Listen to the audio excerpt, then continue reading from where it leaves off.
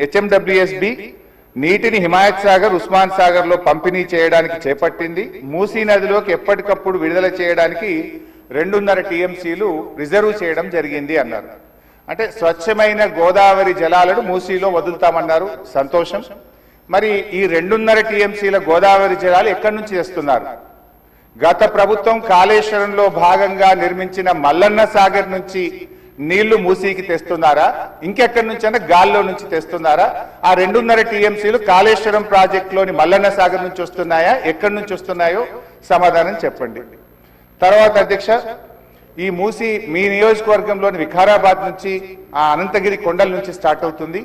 గత ప్రభుత్వం మూసీలోకి మురికి నీరు రాకుండా ఉండాలని దాదాపు 32 ఎస్టీపీలు కట్టాం. అందులో ఒకటి మన వికారాబాద్ దగ్గర కూడా ఒక ఎస్టీపీ కట్టాం. ఇవాళ ఆ ఎస్టీపీని మెయింటైన్ చేయక మోటార్లు బీకేసిండ్రు, గడ్డి పెరిగింది. ఆ ఎస్టీపీ ఫంక్షనల్ చేయక వికారాబాద్ మున్సిపాలిటీ మురికి నీరంతా ఈ రోజు మనం తాగుతున్న గండిపేట హిమాయత్ సాగర్ లోకి వస్తున్న విషయం ప్రభుత్వం దృష్టికి వచ్చిందా? ఆ ఎస్టీపీని ఎందుకు మెయింటైన్ చేయడం లేదు అని నేను అడుగుతా ఉన్నా.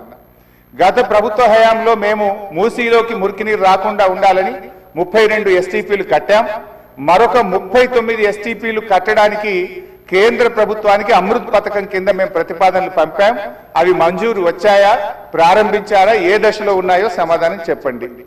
తర్వాత అధ్యక్ష, చివరి క్వశ్చన్, మరి మొన్న వరదలు వచ్చినప్పుడు మూసీ గేట్లు ఒకేసారి తెరిచి ఉద్దేశపూర్వకంగా ప్రజల ఇండ్లు మునిగిపోవాలి, రోడ్లు మునిగిపోవాలని ఈ ఉద్దేశపూర్వకంగా గేట్లు ఎత్తి ముంపు గురి చేసిన విషయం ప్రభుత్వం దృష్టికి వచ్చిందా? ఎందుకంటే పైన ఎంత వర్షం పడుతుంది, ఫ్లడ్ ఎంత ఉన్నదో చూసుకొని ముందే గేట్లు కొద్దిగా ఎత్తితే స్లోగా గ్రాడ్యువల్ గా ఫ్లడ్ బయటకు పోతుంది.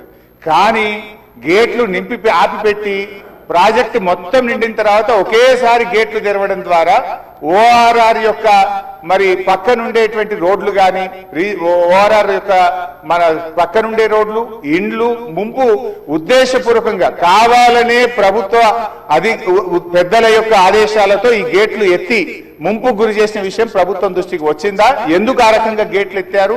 ఒకవేళ ప్రభుత్వానికి ఆ ఉద్దేశం లేకపోతే ఆ అధికారుల మీద ఏమైనా చర్యలు తీసుకున్నారా? సూటిగా సమాధానం చెప్పాలని చెప్పి నేను కోరుతా ఉన్నా అధ్యక్ష.